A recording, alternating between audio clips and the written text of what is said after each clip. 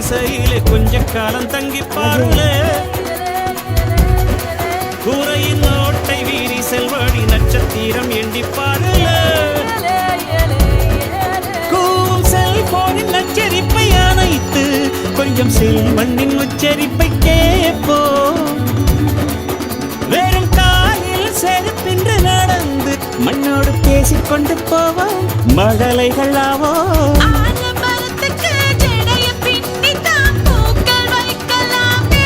உரோரம் ஐயனாரிடம் கத்தி வாங்கித்தான் பென்சில் சீவலாமே